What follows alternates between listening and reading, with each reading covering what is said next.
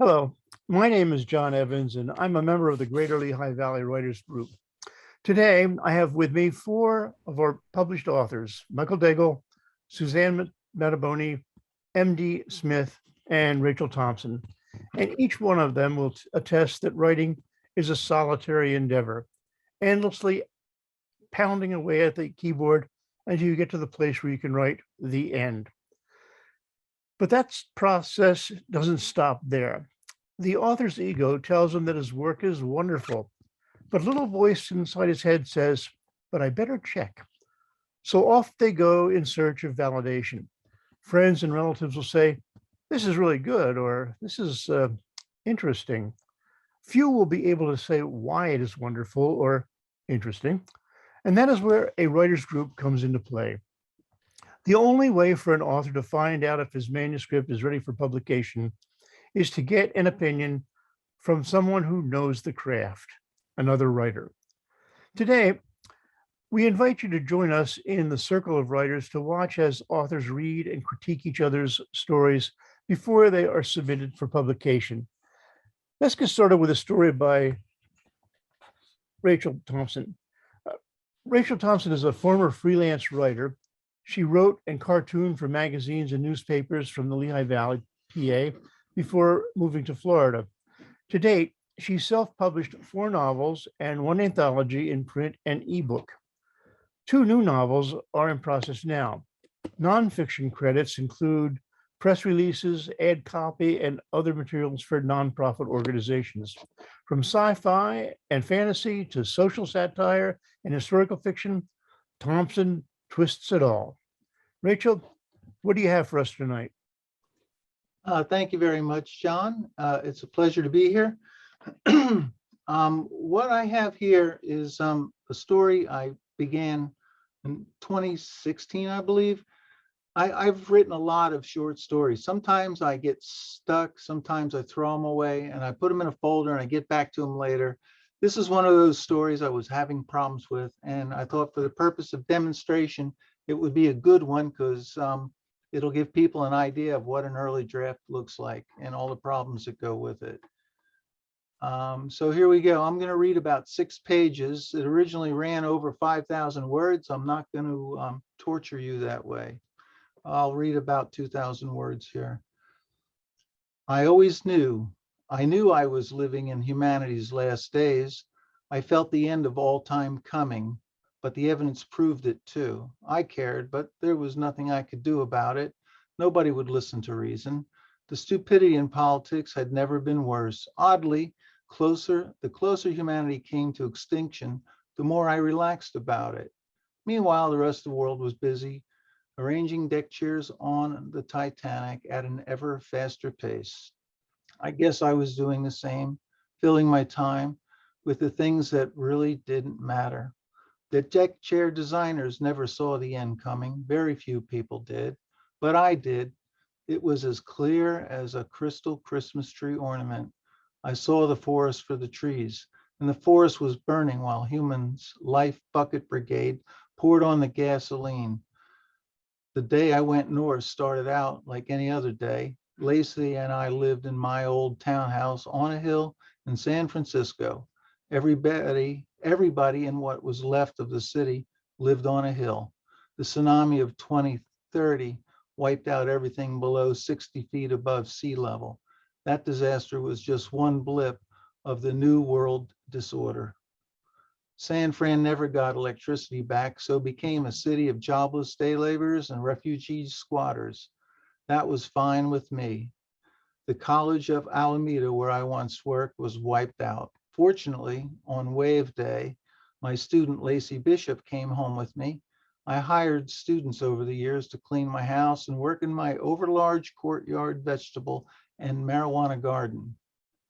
After the wave, Lacey decided to stay. I didn't mind the company or the sex. It was 5:30 a.m. I'm guessing no one kept time anymore. Sunlight creeped through the open window into the dirty room where we slept, and the light hit my face. The plastic sheet covering the transom glowed red with a promise of a warm, rain-free October day. I put on running clothes, ragged shorts, dirty sweatpants, torn sweatshirt. As I slipped sockless into my vintage Nikes, Lacey stirred. Hey, where you going? It's too early, she said, half asleep. Running, I said curtly. I was in no mood for this old argument. Lacey bolted upright. Running, what the F is wrong with you? Why do you persist in doing that? You're just burning your body's energy. You know how hard food is to find, and there you go, burning it all to hell. Hell, I thought, we're already there. But I said, I eat no more than you and less than most people. If I want to run, I'll run.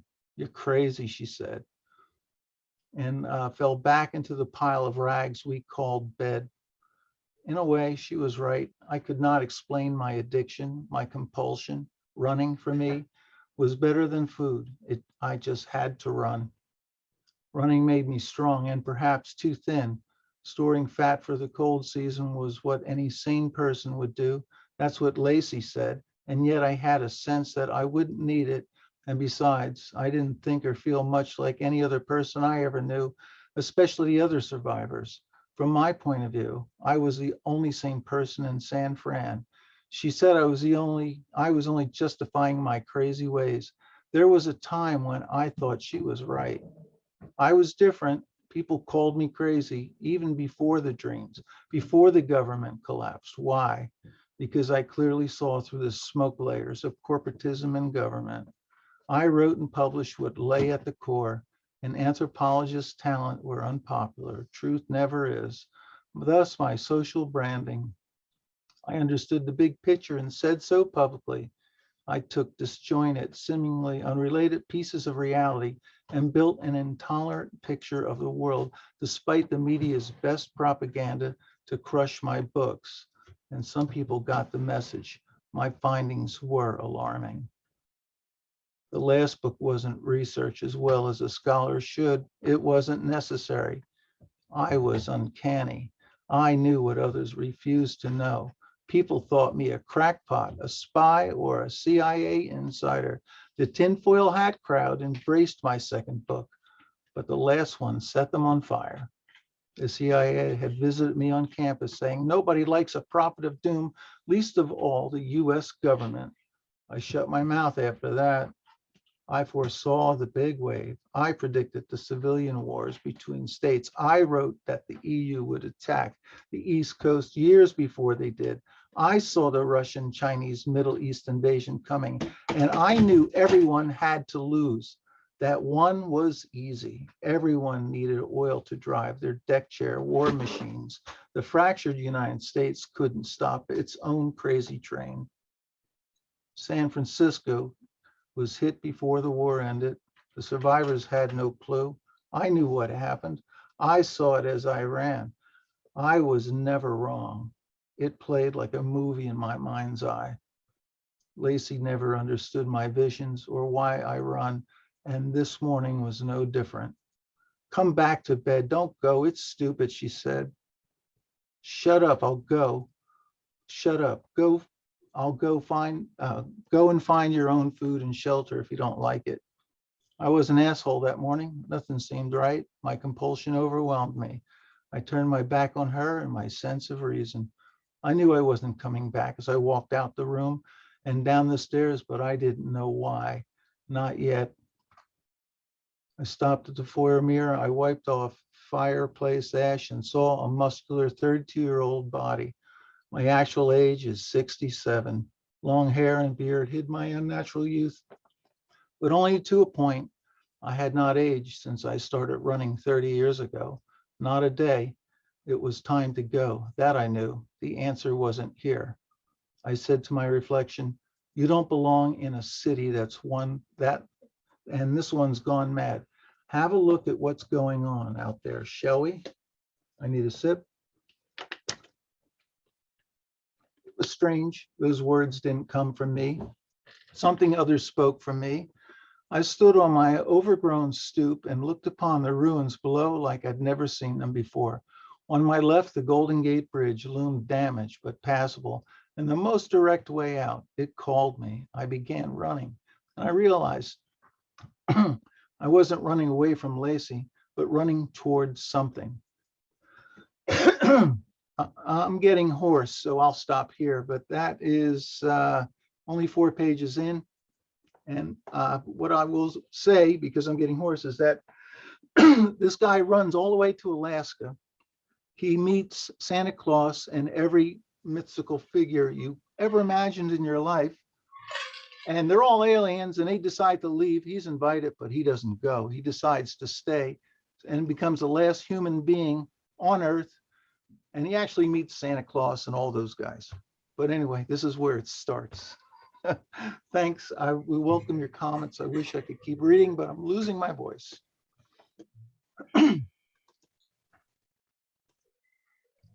Well, I'll be happy to go first.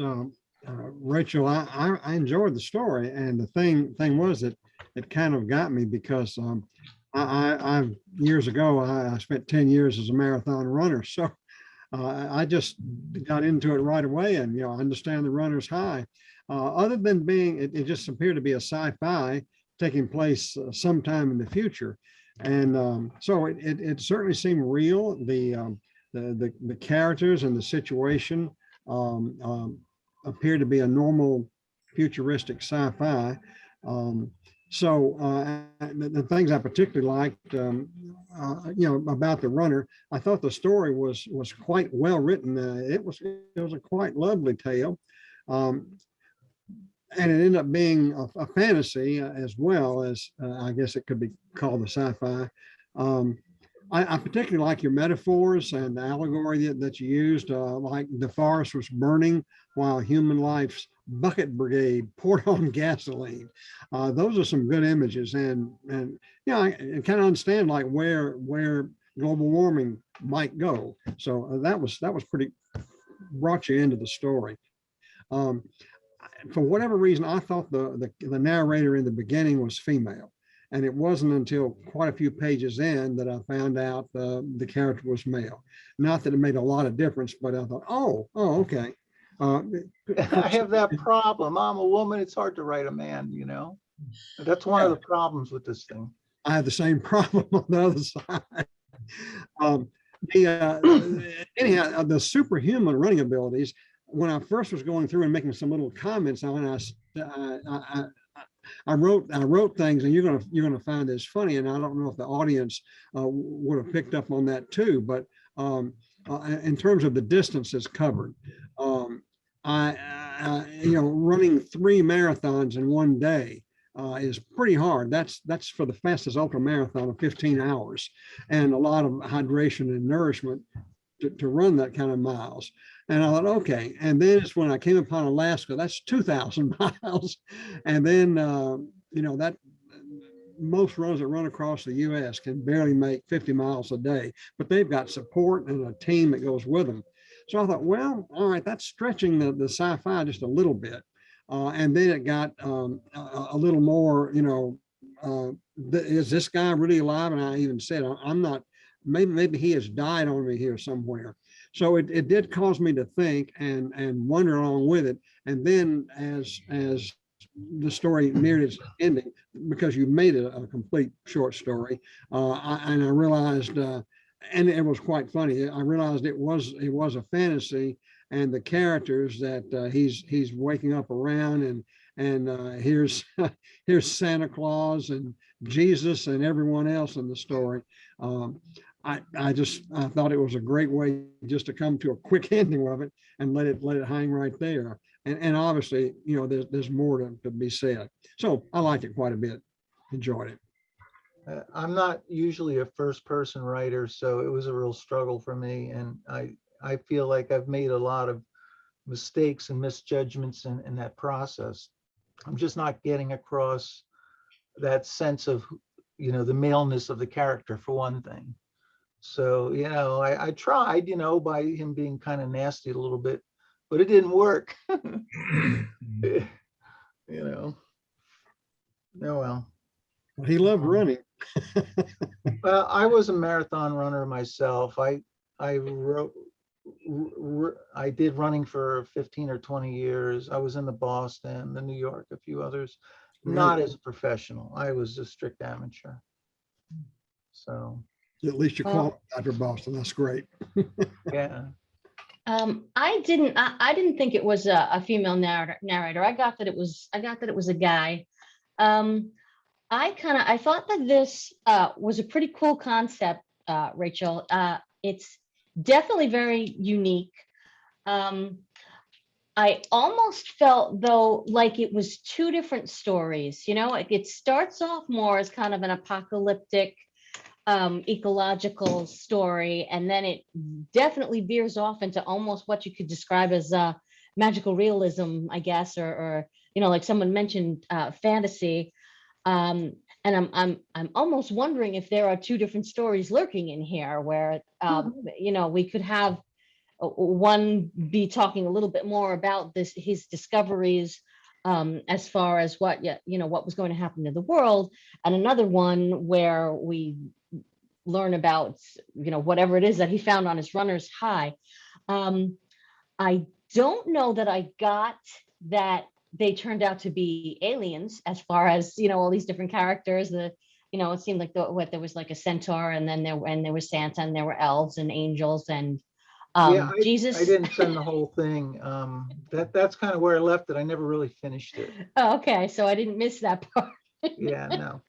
Okay, so No, I so didn't. that's I didn't put it all out there, because like I say, it goes 5,000 words. One of the elements that I completely forgot right at the beginning was the stakes and kind of something to push him. I wanted to put in that he felt death coming, like the spirit of death approaching, and they had news and death was coming up the coast. Everybody was going to die. So that was his reason to start running, but then it's supposed to go into a magical bubble, and his feet never actually even touch the ground or anything. He just transmutes into this otherworldliness, was the concept I was going for. Not very well, though, apparently.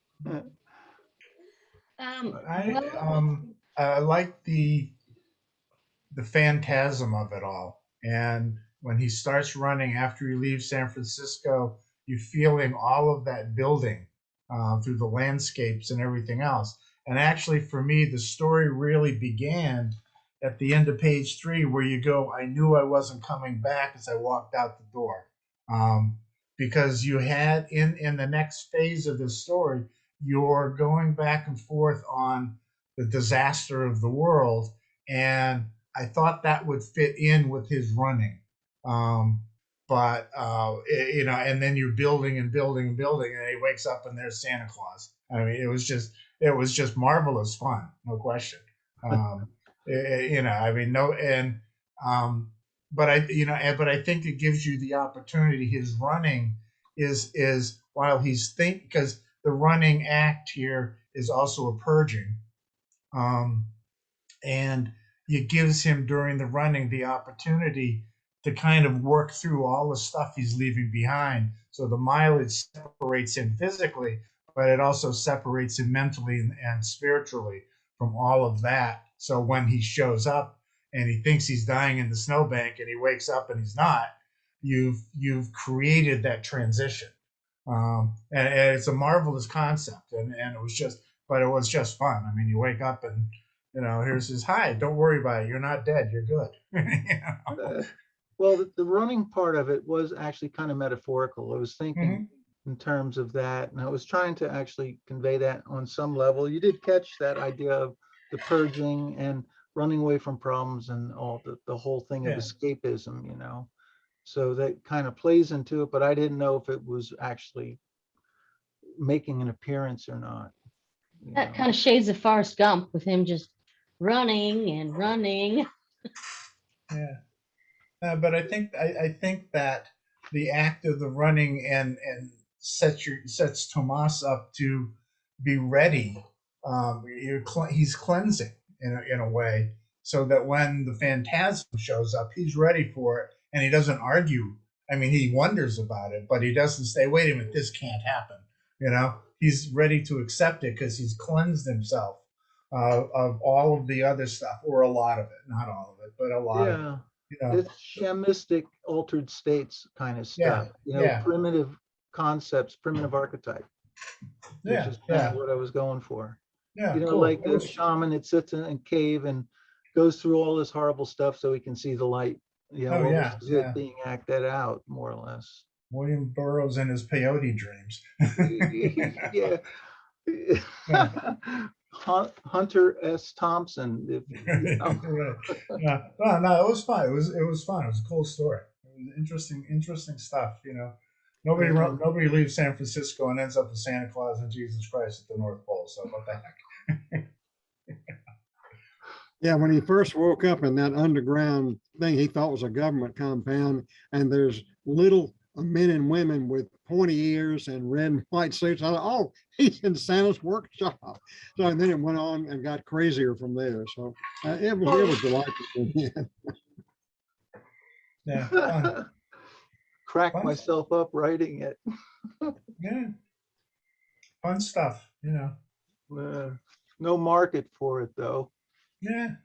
I don't know. Wait a couple of weeks when we have another a tsunami storm. They'll find a place for it. And Yeah. California's on fire again, so why not? Yeah. Yeah, that's true. Maybe a California-based journal or something might like that story. I guess I'll have to take it out of mothballs and clean it up. And I'm not comfortable doing first person, so that's kind of a mental block thing I have too. So yeah. Yeah, that's hard. The first person is hard. Yeah. What I don't Yeah. understand is how so many new writers, especially, the first place they go is first person. And in my mind, that's the hardest thing to do. It's Yeah. hard to pull No, it it's off. the most natural thing. Tell me a story. Well, last week and you're there. You just tell them the story, and it's to me it's the most natural thing. And I'm in a group with some very untrained writers, and most of everything they tell is either based on a true story or it is a true story, and and they just feel comfortable doing it. Yeah, that happens. Yeah. Yeah, I think I have a couple of pieces that are first person. But then you get caught in the thing that you want to have that other character begin to take over a certain part of the story. And if you're doing it in first person, your character has to be there. Logistically, it may not work. I mean, you need to have them do the other part of the story, and then your first Very person limited character POV. respond to it. The Yeah, it point gets of to be a view drawback. Way more complicated than it needs to be. Though I think first person has a certain immediacy to it that I feel kind of gets dimmed a little bit when you go into third person or other points of view. But it's true that if you do have multiple people and who are telling the story, then it can all be first person. You have to compromise. So Yeah, unless you're radically experimental. yeah, that would have to be confusing though, and I don't Yeah, know if it's worth confusing, making the reader work that hard. Let's put it that way. true. Yeah. Okay. Yeah, Very true. it's I, hard. I think that's about time to draw this to a close. In all fairness and in a moment of honesty here, the participating authors here did have access to the full manuscript of the story, and they may have alluded to things that were not read by Rachel. And you were probably thinking, when did that happen? Well, it happened on the page, and they had read it, but and saw room for discussion or comments.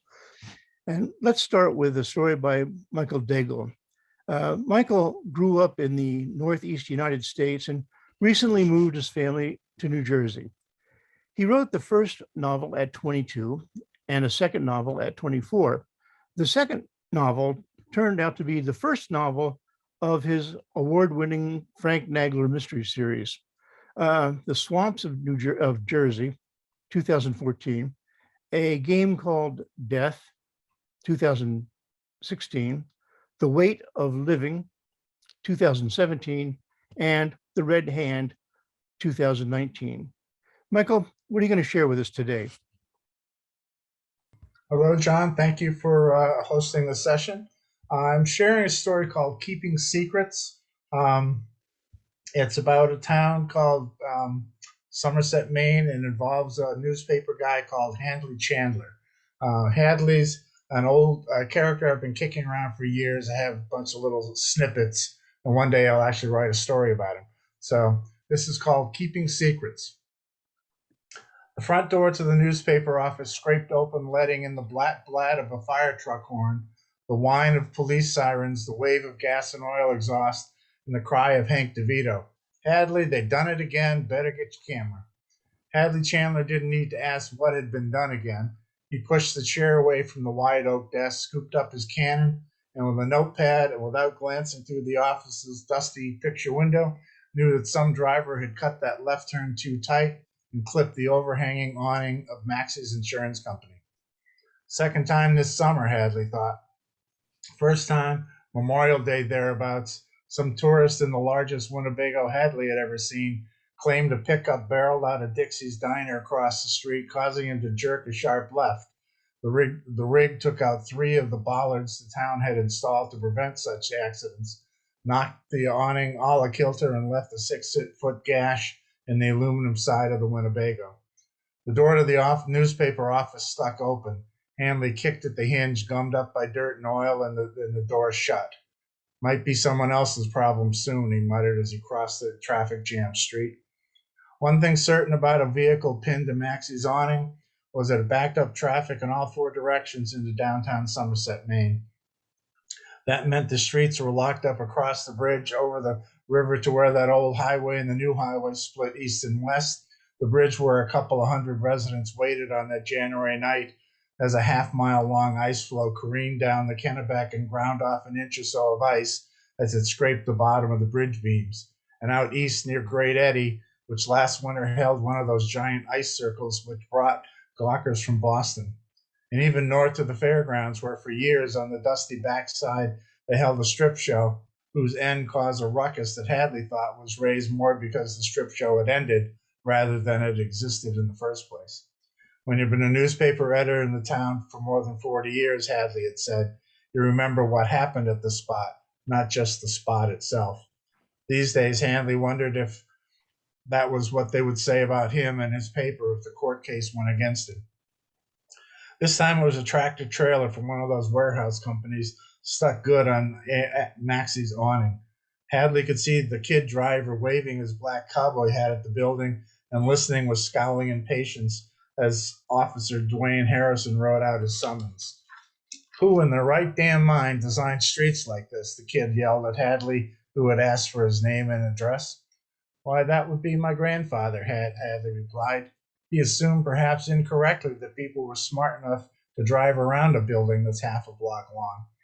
The random honking that had first filled the air had ceased only to be replaced by the whine of the chainsaw cutting away the awning and the shouts of police officers unlocking the puzzle of vehicle-blocked streets.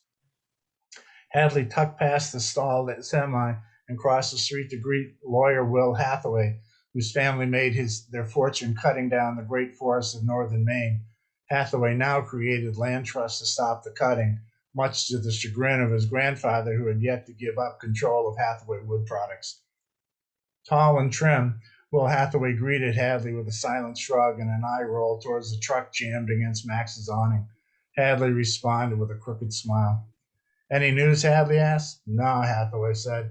I reached out to her lawyer twice this week and called the house 2 other times. Not sure what the hang-up is. Guess we'll have to drive to Portland to get an answer. You'd think she'd want to clear this up. It's the last piece of her aunt's estate, and I can't begin to search for a new investor until she settles. I can't hang on forever. Don't worry, Hadley. I won't let you down. I won't let you go under.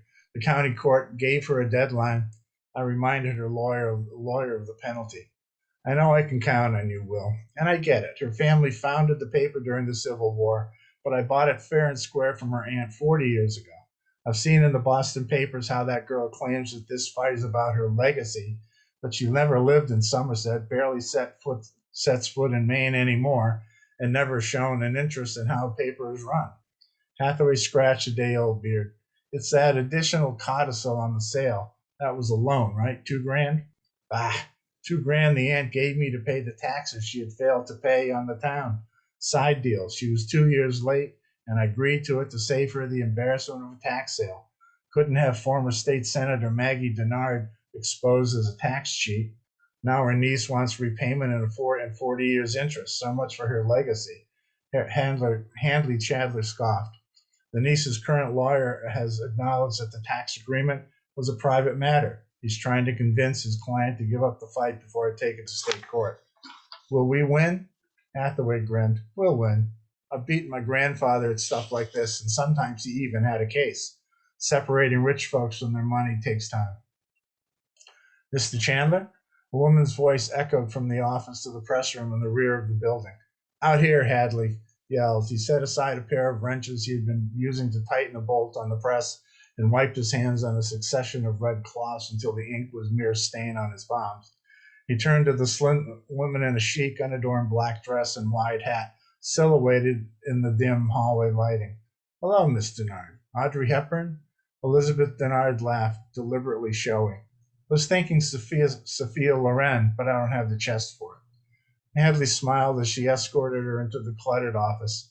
That was Betsy Denard he had known, Somerset High School's leading actor, statewide renowned, front pages in all the state newspapers, even a mention in the Boston Globe when Somerset's cast won a New England award for a wrenching production of Othello in which she played Iago. Hadley had written dozens of stories about her career, from her transition from a fresh-faced, sassy Betsy Denard to a hard-edged Liz Denard when she conquered Portland's banking community, to whatever she fancied herself now as Elizabeth Margaret Denard. And now she was trying to put him out of business. He wondered if it was because he once wrote that her middle name was not Margaret and suggested she had claimed that name to add heft to her declarations of importance, because her aunt, Senator Margaret Denard, was a heavyweight who fought for the rights of women. Native Americans battled the paper companies over river pollution and developers over the need to preserve the state's farms. Hadley knew the senator had gone head-to-head with Will Hathaway's grandfather more than once. Hadley Chandler was one of maybe 6 people in Somerset who was allowed to call the late Senator Maggie and not get greeted with a scowl. So, Betsy, Hadley said as he cleared his chair, what brings you to Somerset? You haven't shut me down yet. Her soft round face hardened at the sound of her discarded name, but she did not correct him. Have you not cleaned this office since I was last here? She asked. Hadley sat and pushed aside a pile of stories he needed to edit and waved at the messy space. It's a museum in here. He leaned over the desk and hardened his voice. And if you win your lawsuit, this could be yours. A thin, inscrutable smile. I don't want to win, Hadley, because I do not want this newspaper. There's no profit in this business, and further, I do not want to be known as one of those hedge fund managers who buys properties to drain them financially and close them. Certainly not in my hometown. So why'd you sue me? You want that $2,000 back that much? I did pay her back taxes. It cleared up the title to the building. The receipt is in the court documents. Elizabeth Denard removed her white hat and dark round Hollywood sunglasses before reaching into her black handbag and producing a few letters in colored envelopes, which she placed on the desk. She indicated the envelopes with a nod. I believe you know who this person is, and you know I am my aunt's sole heir. At least I thought I was until the search of her estate house by my attorney found these letters. She leaned back. You should be honored, Hadley. You are the second most mentioned person in my aunt's detailed and immaculate records. Why is that? Were you sleeping with her? Hadley was intrigued as he turned her face to the window, and the firm, thin mouth and jutting jaw melted into a wrinkled-browed, lip-biting softness. Hadley wondered how much of that look was acting and how much of it was fear. You don't know, do you? He asked. What does that mean? You don't know what to ask. You suspect your aunt had a deep secret, and you would be right, and I know it. She jumped to her feet, scooped up the letters, her bag, and her hat, and began to leave. You can tell that secret in court. Now, Betsy, you don't want me to tell that secret in court. It's not the paperwork, he said calmly. Will Hathaway knows what I know, and it's what we have been trying not to say in court. In a way, I think you've already known it all along. Her head jerked to one side and her eyes narrowed in confusion. Her hand shook as she dropped her belongings on the desk. That, Hadley decided, was not acting. She had been acting her entire life. That scared, uncertain kid she was as a child, buried beneath the roles she had chosen to control herself and others. Sit down, Betsy. I'll tell you what you need to know. The office door ground open. Dad, is it true? I'm in here, Hadley replied. It was his 19-year-old daughter, Sarah, the freckled-faced, long-haired, curly spinning image of her mother down to the old hippie clothes she had borrowed. She dropped a lawsuit? Really? I mean, I just ran into Mr. Hathaway. Yes, she did. Hadley rose and embraced her. This old mess is still mine, and it could be yours. Betsy agreed to invest in the company and as a silent partner so we can upgrade all of our systems. Wow, no lawsuit and new computers, Sarah said, sitting. What you have over it? Finances? Secret lovers? Hadley motioned for Sarah to close the inner office door. She did and then sat with a grin and one closed eye. Oh, secrets. The kind which you can never tell. Life-changing stuff. Got it? It's not ours to tell. Sarah nodded. Got it. Do you remember a woman named Susan Smith? She worked on campaigns and other election stuff. Right. She came to the school and talked about voting rights. Very intense. She was Maggie Denard's lover for decades. Really? You have to understand, this started maybe 50 years ago. Maggie in her 20s, a woman state senator, did not know, Dad. I get it. She, the state senator, or either of them, could not tell anyone. So how'd you know? Maggie and I have been friends for years. I covered her campaigns as a reporter for the Sentinel.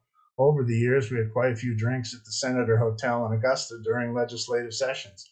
One night, Susan came in, and it was obvious why she was there. And you, the great reporter, didn't tell anyone the scoop of her career, and you kept it to yourself. Hadley shrugged. Private stuff. Didn't matter. Anyone else know? Maggie's staff, I'm sure, but they were loyal. Sarah took her father's hand. How hard was all this? The secrets, hidden lives? Eyes wide and jaw dropping. And you, all this time? How? I gave her my word. Before we shared politics, we shared friendship. How did they cover it all? Which was a terrible idea, all that hiding. Susan was a party official, so it was natural that she and Maggie appeared everywhere together and didn't raise suspicion. He kissed her daughter's hand, but she carried it with her. Look at the photos at the time, but while Maggie is smiling, her eyes are dark and sorrowing. Look at what issues she championed. The rights of the dispossessed. That's how she expressed her anger and distrust of the system. Sarah waved a hand in the air. So how did Maggie have Betsy's mother? Adopted? Hadley smiled. Maggie took a couple years off. The seat was that secure. But the story circulating at the time that she was recovering from stress or fatigue, something a woman legislator could suffer without harming her political career, because, after all, they were the weaker sex. He winked. So who? Wait. That's why Betsy called Maggie her aunt, not her grandmother. They kept it from her. You're not Betsy's grandfather by any chance. Hadley laughed at his amazing daughter. No, please. The last great secret. Sarah screwed up her face. How did Betsy take all this? She was relieved and troubled. She knew there were secrets, but had no place to start looking, thus the lawsuit. She thought my records would have the information that, the $2,000 loan was a payoff. And no, it wasn't there, kid. But after I told her all this, she never asked the question I thought she would, about her legitimacy and the succession of the family fortune.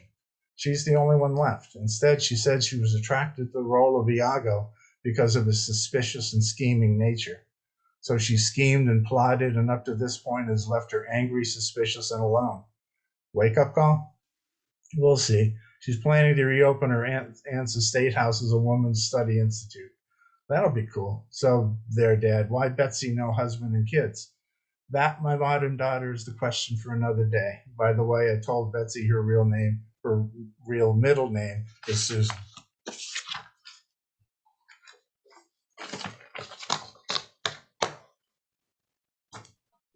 Okay, thank you very much, Michael. That was really very good. You can unmute your mics now. And anybody want to start off with a comment or an observation? Let me get my notes up.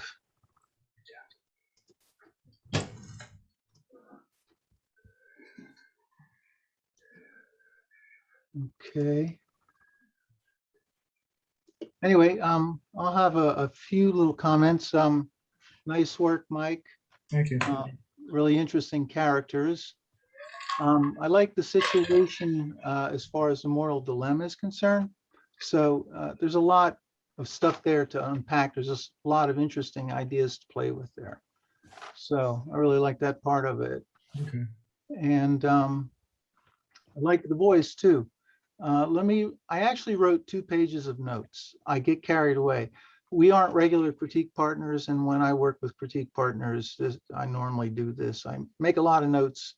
It amounts to a couple of comments.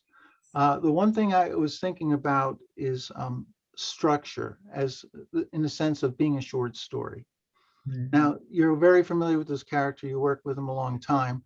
I'm going to assume the character, the reader does not know the character at all. Mhm. So in that case, the front loading narrative is like the first page and a half or so isn't bringing me closer or getting me familiar with the character at all. Mhm. I think that if you started in a conflict, if the lawyer walked through the door, maybe 1, 2, 3 paragraphs in, a little bit of description, set the scene so the reader knows where they're at, maybe characterize your protag a little bit, and then the lawyer walks in, says, "We got a problem. That bitch is on her way here." Boom. You have instant tension. You have instant time element being employed. And now your protagonist has to make some kind of decision. What am I going to do about this? And then I would go into the backstory stuff a little bit, jump in between, first have the action and then some backstory stuff. And one thing I'm finding too overall is because there are so many characters offset, so much backstory, so much complication. Me as a reader, I'm kind of losing track of the characters, and I'm not able to really see and feel the characters. I see what they think, I hear what they say, but I'm not feeling what they feel, so to speak. Mhm. I'm not getting the emotional impact of these things that are happening. So those are a couple of major points that I've found as far as story structure is concerned, concerning short story structure. So I would get to the action faster and get to the stakes quick, and then thread in the other stuff as you move the story along. I mean, that's just the way I would see it as a short story. Yeah, part of that is and actually I kind of realized this as I was writing it.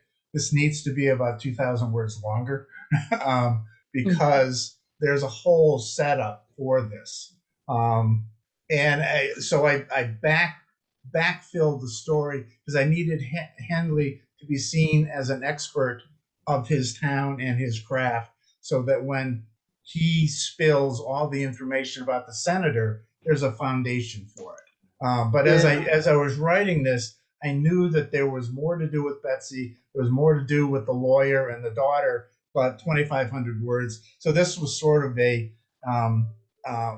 work piece to see what I could do with this. And this is something that I'll probably use as I rewrite some of this Handley Chandler stuff.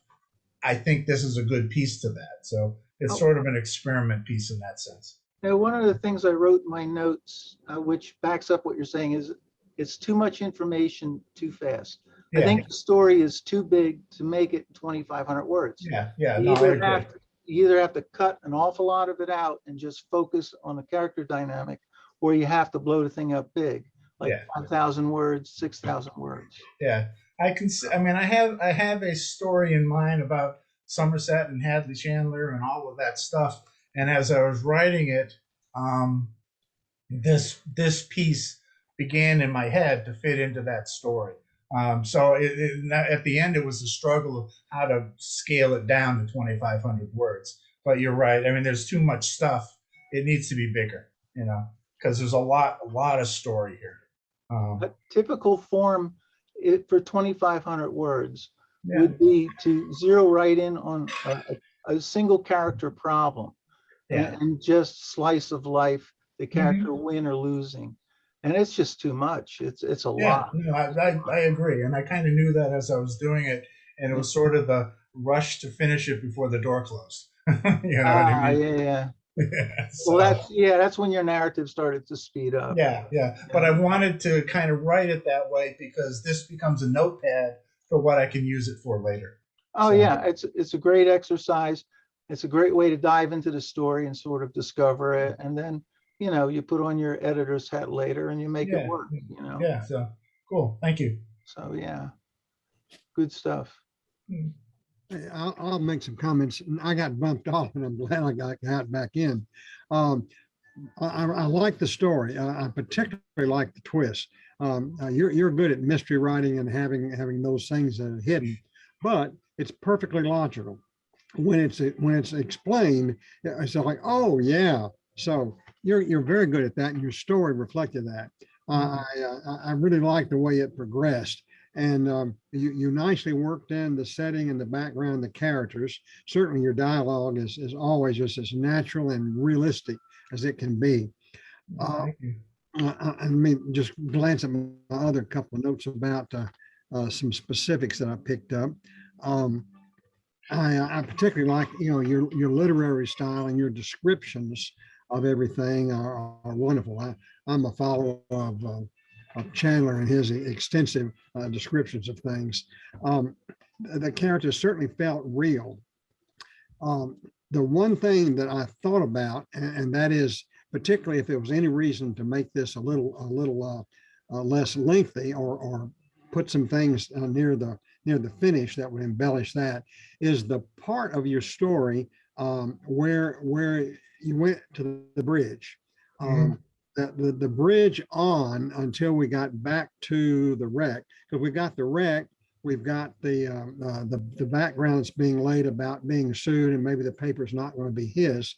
So it felt like that lengthy description about the ice and the impact Mhm. is not especially relevant to the story.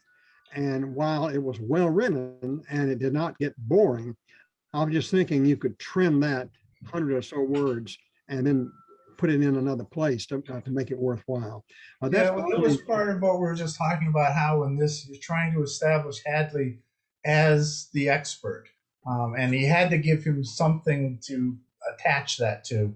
Otherwise, the ending of the story and his information about why he knows about the senator gets lost, and you're going to have to explain that more. But as I was telling Rachel, this is as I was writing it, I knew that if I'm going to use this, it's going to get longer, and then I can rearrange those pieces. There needs to be more stuff in various places to make this work. But I saw this sort of as an exercise, and I'll use this when I write about Hadley in a larger context. This will come into that story because it's part of his story. You know, so it was an attempt to both write a short story, but as I got started working on it, it was an attempt at like almost note keeping, because I needed to get this stuff recorded in some fashion so I can use it. there was just a lot of details, one right after another. Yeah, yeah. Oh, I know. I think just shortening it a little bit would make the story flow into the office of the newspaper guy and the lawsuit with an attorney. Yeah, yeah. It's something to play with when I go back at this. I think if I use this in a larger context, that stuff goes someplace else. But I was, I was hip deep in it, and I just kept shoveling. Pretty much what I did. Got to the point where the story ended. I was trying to cram it into 2,500 words, and because I wanted the ideas of the middle and end part of that story to work, but I didn't want to. At that point, I was committed to where I was going, so I just finished. And I'll use this for something else. So, but because I got into it, and I realized that this is better. I thought the ideas were better than I thought they were going to be. So, Nice twist. Mhm. yeah. Um, So, Sometimes when you're forced um, to stick to a shorter format, though, it kind of gives you more of an idea of what needs to grow and what needs to be cut. I've yeah. found that sometimes when you're forced to do something short, it's harder. As it is, it's harder, I think, to do something long. But at least it gives you more of where the bones of the story are, Mhm. and what has to happen. If I were going to give some comments here, number one, I like the story also. I like the kind of colloquial feel of it, almost reminded me a little bit of, Stephen King does those stories that all take place in little towns in Maine. And, you really kind of get that local feel.